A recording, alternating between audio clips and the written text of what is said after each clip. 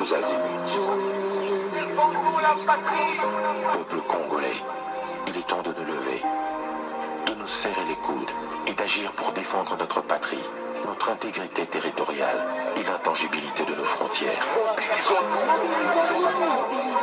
La République démocratique Batela Ekolo, Bendele Koyate.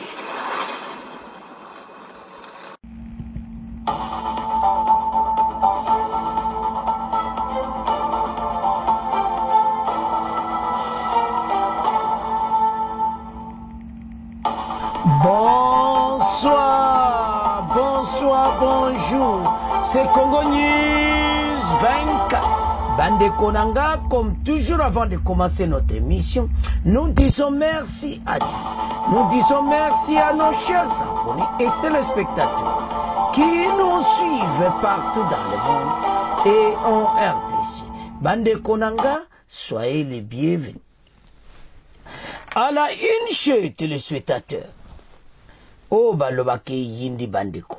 On va commencer cette émission avec le pape. Tout du pape Asika. Alors le pape américain, héritier, Oyokaka, Somo bandeko nangai, babengi Léo XIV. Et puis après wana, tokokena deuxième point, affaire matata mpogno. Et yindi entre Kamere le président de la cour, alors Kamere na plénière, bokoyoka, oya lobby officiellement, contre président cour constitutionnel. Donc, moto eza kopela. Te ebite poani Kamere azo protéger ba criminel financier. Alors, troisième point bande konangai. Suivez Bruce, une avancée remarquable vers la PRDC Rwanda, Tokoyoka, State Department spokesperson Tammy Bruce, à Koloba, l'émission.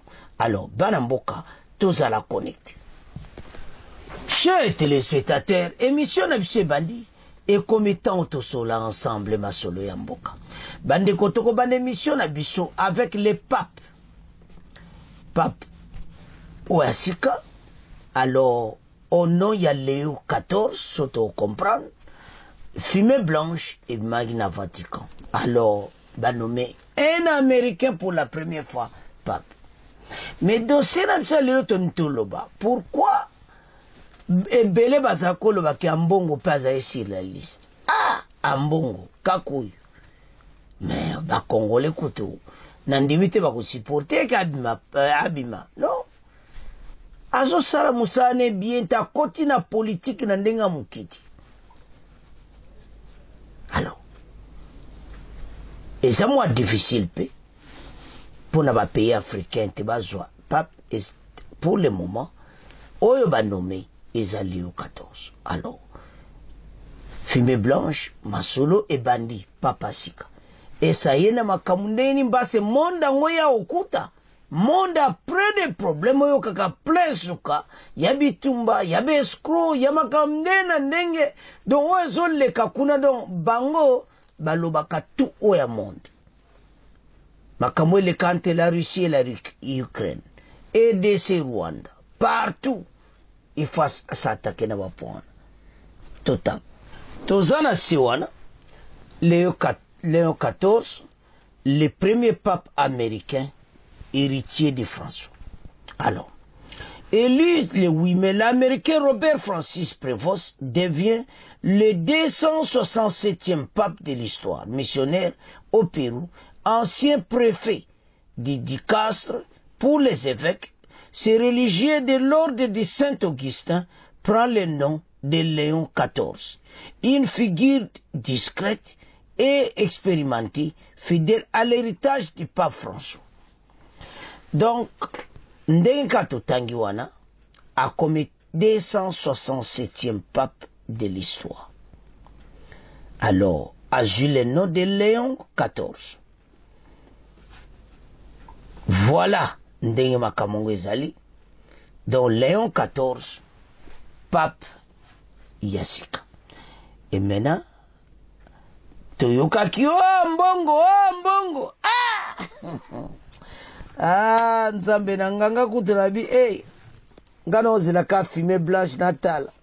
Fumée blanche ebima kutu. Aza kutu musika na liste. Alors, eza mwa pasi ke bango bambongo baherite place oyo eza kosakana te présidence ya Vatican bandeko eza mangama kosakana te bomona oka bome eza oyo kaka somo. Alors maintenant Papa Sekabimi Léon XIV, le premier pape américain héritier de François. Donc voilà ma solo, ya pape tout développé après tout yana kamere. Bande kotolandi wana la fumée blanche pape yewana abimi. Azo ya kokuta ba dossier ndenge na ndenge oyo pape François yaki même na EDC. Pape François lobaki ete voilà bolongola maboko na mino na EDC tout ça. Yeba ye aye okuta suka na badosi. Donc il faut intervenir à loba. Ndenge zala toujours na message na dimanche à koloba. Pona musala oyazui. Mais azala ki vraiment si la route ya pas François, baloyi bazala ki pena pembe nai. Nzela moko na ye na makamu nyonso dont alandi pena oyo kaka nzela ya pape François. Alors, le pape Léon XIV, on a commenté à Mingiati, donc un nouveau pape, la fumée blanche. Tout ce qu'on a vu, non, tout le monde qui est na caméra. Bande ko caméra, na évité. Caméra na évité, n'enga wela qui poste wane à présent Assemblée nationale. Bon, mon makam to comment vivre. Donc, aux hommes qui makambo ya sérieux, mais ba l'accès qui oya zoloba eza bongoti. Matata mponyo immunité ne basiba longola kala nana zongsia. Pasamba akaka. Kamere nda zana raison tazo comprendre te kamera zo kansake. Faut basenga lisusu no kamere. Basiba senga basiba longola immunité na yi. Abandaka déjà ko samba. Siko immunité ngo yozolukeza nini ou bien yo kamere ozo bloqué parce que président cour constitutionnel azana raison ko senga yebo libéré ya kende. Oh comment kende sans immunité balongla oh mais ou bien yo zolo bon lem chose kamera zakina prison a éviter les matata mpoyo balandaki bo comprendre kamera lem susu po zakina prison po makamunga na yoka nazo comprendre kamera ta. Il a même pris à l'objet, non, il faut protéger tout ça. À l'objet de la Cour constitutionnelle, à l'objet de la Kamuleta, que yosa président de la Cour, mais yosa Cour constitutionnelle. Les réponses de Kamere Bogoyokai. Et puis devant la plénière de l'Assemblée nationale, et à zone bakazo protéger, mon keya comment protéger bango. Mais ce qui yoso protéger ba criminel. Bateau ba osama bis to suka donc comme que ministre moi bendi là lem suba kabona kamera ayo basala oh non makambo yo il faut toter les milliards kamera il faut alongola ba immunité so ba sengi mais o matata azana problème parce ya matata déjà basiba longola yango kala na lera mboso asamba kabana kala boyebi dossier bukalonje continue nango kaka. Alors na yebiti bino bandeko pe bo Hollande. Donc le kono ba longola kango le Rwanda. Et ces ana dire pas asamba kaka dossier ne bakangati. Président cour constitutionnel le to ko senga le immunité te immunité kalezali. Alors caméra zo contredire. L'air est grave. Totanga. Affaire Matata Mpogno et yindi entre Kamere et le président de la Cour constitutionnelle. Donc, bango mi bale, oyo kakabra de fer, donc, nandenga ko sakanati. Parce alingi ko libéré iti. Siko toke ti wapi. Donc, tant que tu as la dossier oyo tobino, Kamera bana ko protéger ba criminel. Parce qu'en vrai dire, Matata a bendala l'État. Bon, comment on t'a bouillé? Vous savez, hein? Et ça, donc, ça la peine qui t'a côté. Alors, Namakambo, il faut total à très bien. Parce que ce n'est pas possible. Alors, Kamere Bokoyoka ndenga koloba, et pas y a président de la Cour constitutionnelle. Alobi, Kamuleta est le président de la Cour constitutionnelle, mais Kamuleta n'est pas la Cour constitutionnelle. Azo protégé les députés maintenant. Le député a kosa nembeba, Kamera a protégé. Match Zamouboulou. Tolanda. Je vous l'ai dit dans les titres, rebondissement dans l'affaire Bukanga Lonzo, le président de l'Assemblée nationale persiste et signe. Augustin Matata Pogno est député national et ne devrait pas être jugé sans que ses immunités ne soient levées. Au cours de la plénière d'hier mercredi, Vital Kamerhe s'est demandé en quelle qualité le président de la Cour constitutionnelle peut se permettre d'interpréter la loi, car selon lui, Dieudonné Kamuleta n'est pas la Cour constitutionnelle. Évoquant d'autres jurisprudences comme celle du sénateur Salomon Kalonda, Vital Kamerhe craint que la condamnation de Matata Pogno en violation de la Constitution crée un antécédent de l'arbitraire. Michel Kifindangoy. Réagissant à la lettre lui adressée par le président de la Cour constitutionnelle, Vital Kamerhe réaffirme la position de la plénière de l'Assemblée nationale s'opposant au jugement de Matata en violation de l'article 107 de la Constitution. Vital Kamerhe. Votre président a écrit à la Cour constitutionnelle non pas pour susciter un pugilat entre des institutions, mais pour rappeler seulement l'article 107 de la Constitution. Puisque si le président de la Cour constitutionnelle m'avait écrit, d'abord j'allais lui poser la question en quelle qualité lui peut interpréter la loi. Il est président de la Cour constitutionnelle, mais n'est pas la Cour constitutionnelle. Pour soutenir cette position, le président de la Chambre basse du Parlement évoque la jurisprudence Salomon Kalonda et Donald Trump aux États-Unis. Mais on avait abandonné les charges contre Salomon Escadella quand il est devenu sénateur. Vous savez que plusieurs charges pesaient sur les candidats Donald Trump, n'est-ce pas, aux États-Unis. Mais il est passé président. Maintenant, c'est lui qui commence à arrêter les gens qui devaient l'arrêter, lui. Vous voulez que notre pays fonctionne comme ça, vraiment? Vital Kamerhe craint que cette procédure irrégulière engagée contre Matata rattrape tout autre dirigeant dans les jours à venir. Au point de Vital Kamerhe, le député Daniel Asselo de l'UDPS a affirmé qu'il n'appartenait pas à l'Assemblée nationale, encore moins à son président d'interpréter la loi. Position contredite par d'autres députés qui estiment que Vital Kamerhe est dans ses prérogatives de protéger les droits et la sécurité des députés conformément à la Constitution et au règlement intérieur de l'Assemblée nationale. Siko, bande kubolandi wanati. Ngala zoe bati. Kamerhe devant plénière. Aza ko élever la voix. Était jamais bako. Soki basali bazo beb sa constitution. Article là y a tangi. Nazo mona yazo kenda côté pourquoi? Parce que immunité basi ba longola na mboso. Et le monsieur a continué comme samba. Alors, je ne sais pas. Et si il y a caméra, je sais que on a ce que c'est expira, alors que Moutanga samba a kaka. Parce que tu as un dossier pour constitutionnel. Cour constitutionnel, il bosse, c'est incapable pour la nini. Makambo, il y a ça qui n'a l'air de premier ministre.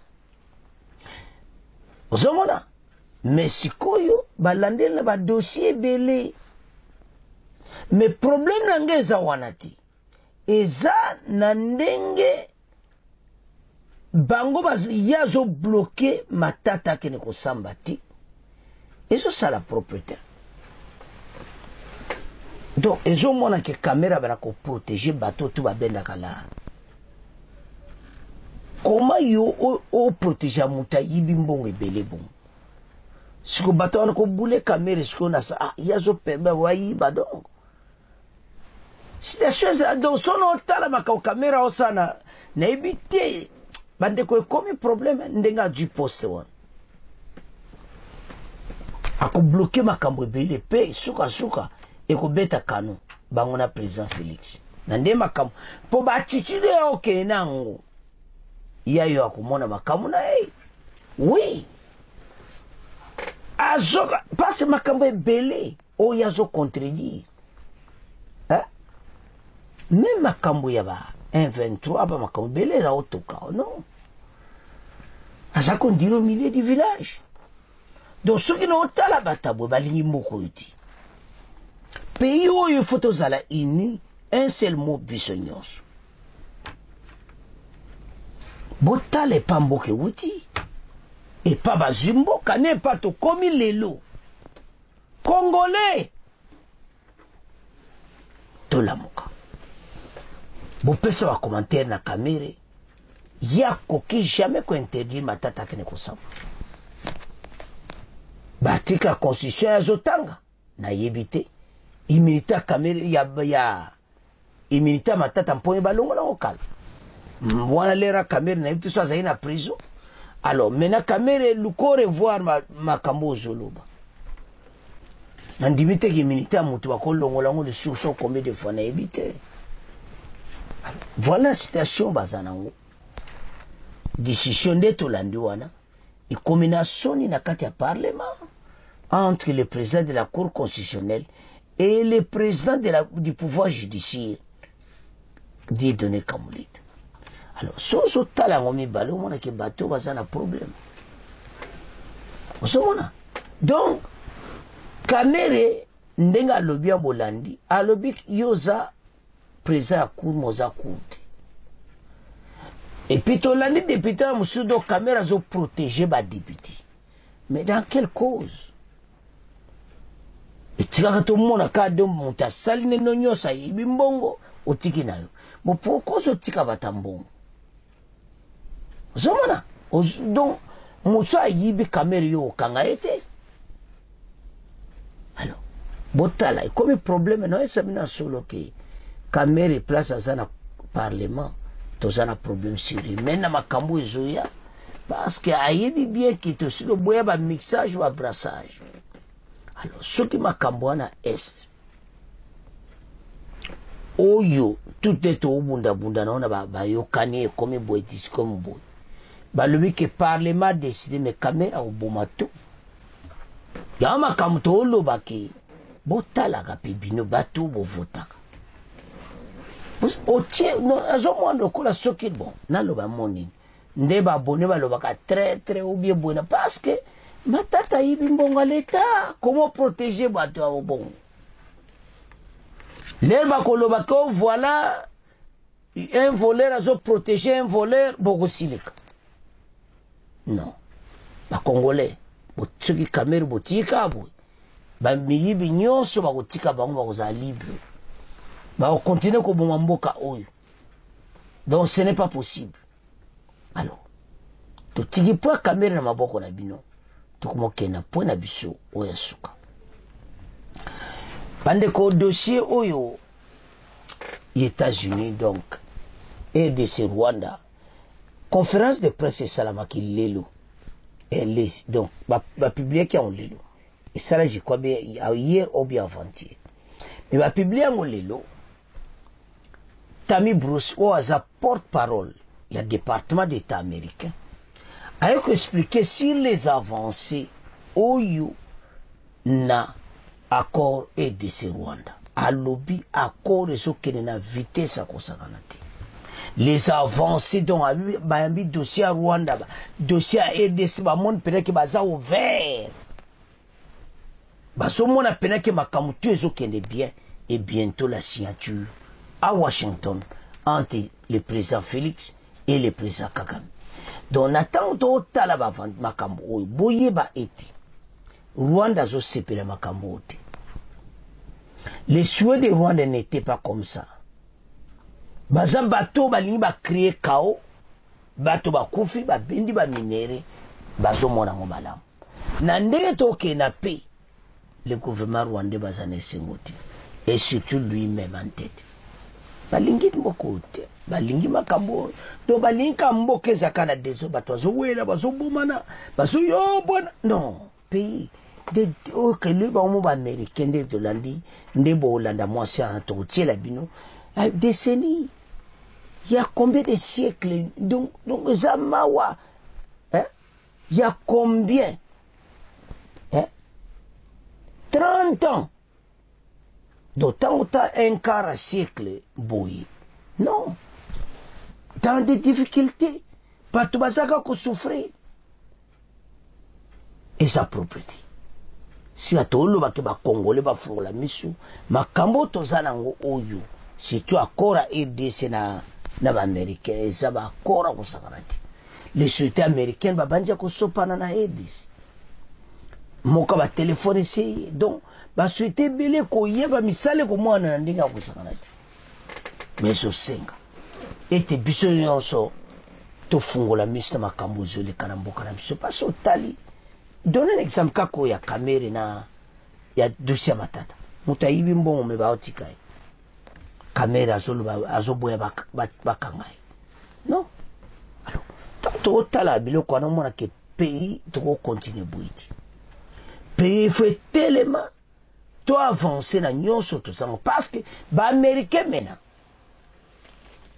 ba sepeli porani ba lobi ke ndenge to singa pe ndenge ba ju ba pese bango yango be expert ba otala yango mikolo oyo ti na mois de juin date oyo bango bakosanga mais les 15 mai bakokuta en lisu bola na ba ko expliquer next one donc pays eza ko kene na ordre makambo yo kene bien et c'est un congolais to appuyer au nyonso gouvernement za kosala parce que dossier est bato bakufi mingi lelo bato bakomi na posa paix bako continuer boiti voilà ce qui se passe alors bana mboka total.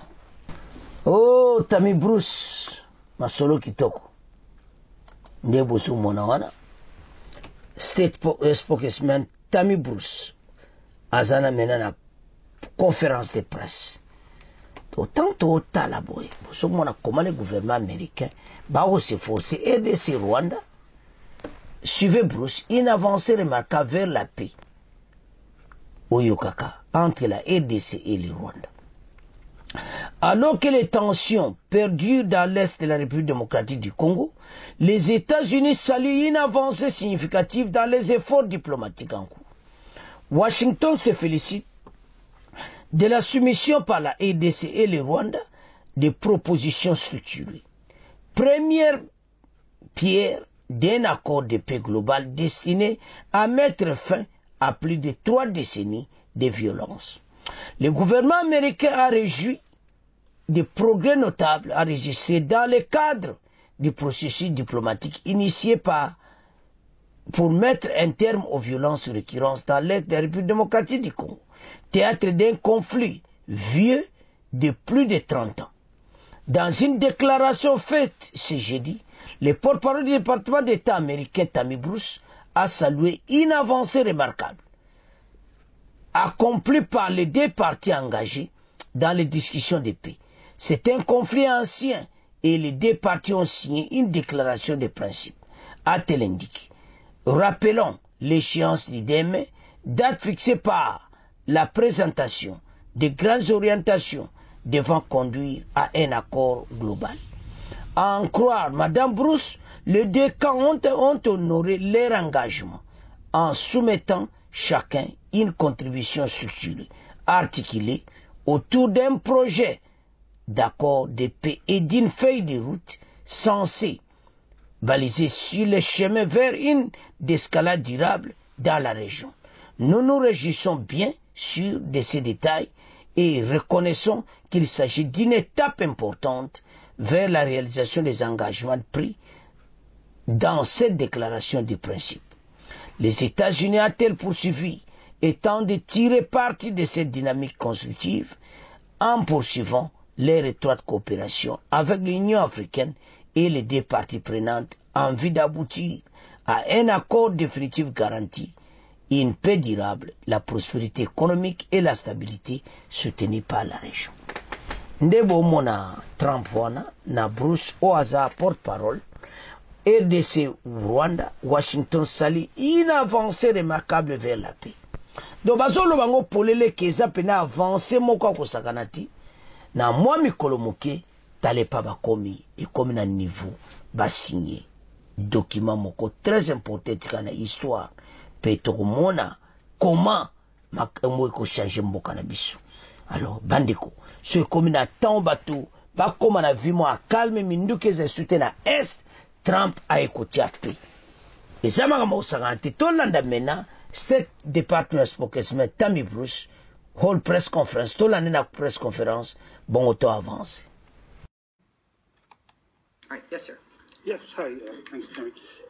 U.S. Special Envoy for Africa, Massad Boulos, said yesterday on X that the DRC and Rwanda had submitted draft proposals ahead of a peace plan.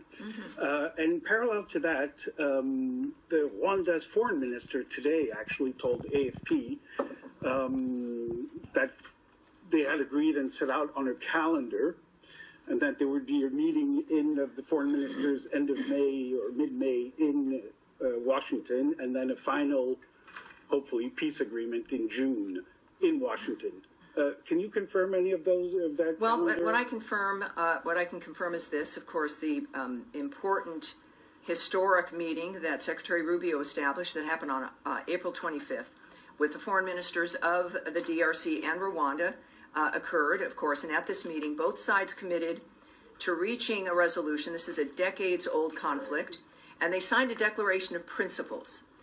The date involved in that was May 2nd, which was a date for them to make additional outlines of what it was they were going to do to reach that principle and that goal of ending that conflict. So that was outlined in the Declaration of Principles. Both of them, in fact, by that date, submitted the inputs, their ideas for a draft peace agreement and a roadmap for peace.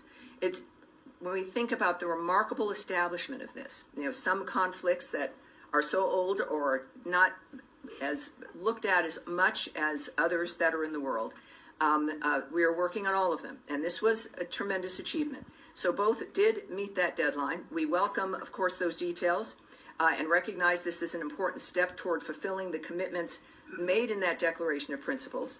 And we are going to build on the momentum and continue to work with African Union partners and both of the parties to get to an agreement that delivers a durable peace, economic prosperity, and stability in the region.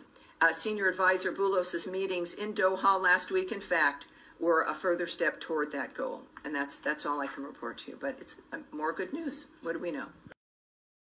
Bandeko tolandi Tami Bruce. Batune question na mikolo ndenge leki alobi expliquer banana principe. Les deux ba yeba kutani. Baye ba memba dossier nyonso et puis ndenge ba américain ba senga ke pa président Félix ba senga pa Kagame bazu yango ndenge wana. Donc très propre ba lobi ba avancer moko osanganati. Alors maintenant baso kende ndeto landi nde batuni question wana ba expliquer on très bien et ceux qui to comme les 15 mai awa ba okutani sur les 15 mai après les 15 mai na mois de juin nde makamu nyonso esili donc bakutaraka mpona kosuligne bapetit point oyo ezozanga na kati ya Congo. Donc makambo eza minene. Washington ekonyingana na mois prochain était la fin de la guerre. Kagame ses hommes et ses pantins bazonga na bekai na bon ya Rwanda. Donc makambo ezosila mais leo toyesa Congolais, il y a encore beaucoup à faire.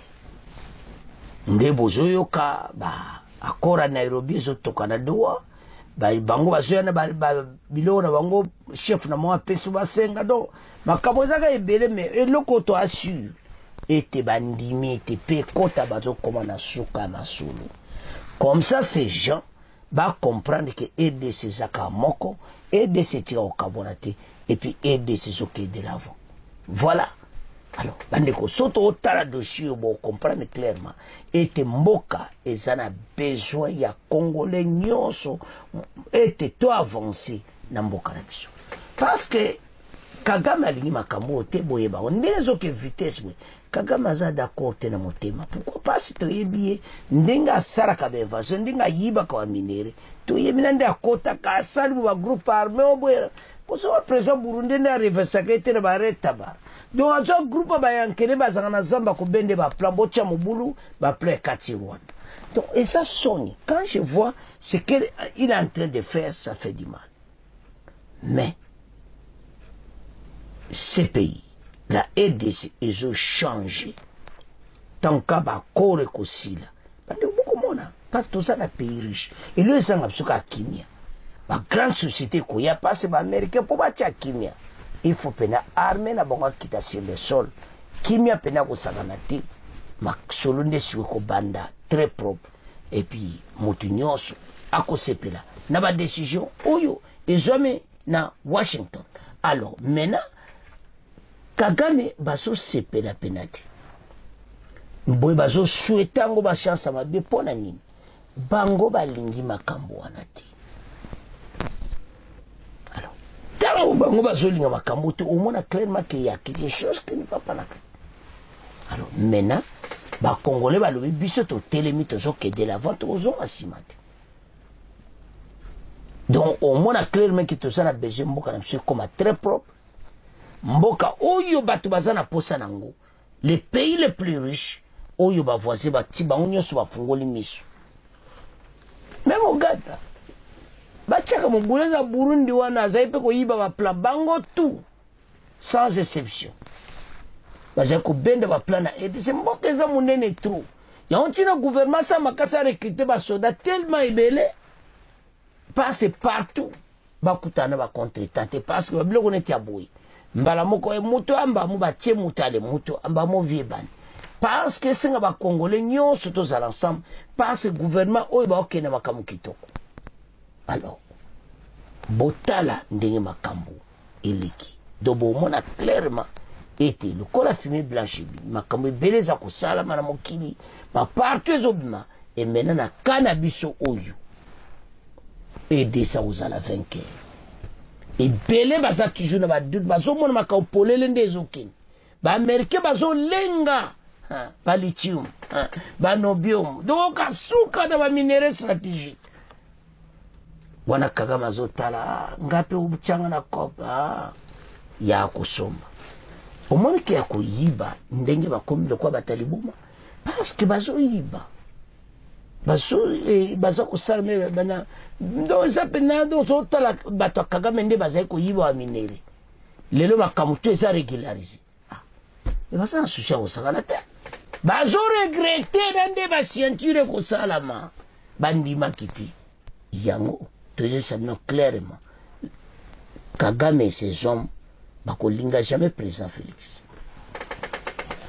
mutu penasa na vrai cop na benda ka bakolta ndenga lingi boyo katai et comme la voix normale mais tata wana azana problème na petit so azadon aza tourmenté andima kite to koma na niveau to ça mon masolonde ici RDC Rwanda donc fin ya masolo alors banamboka en tout cas to comme na fait mission to comme tika mona bino bo continuer ko s'abonner bo partager au revoir à la prochaine.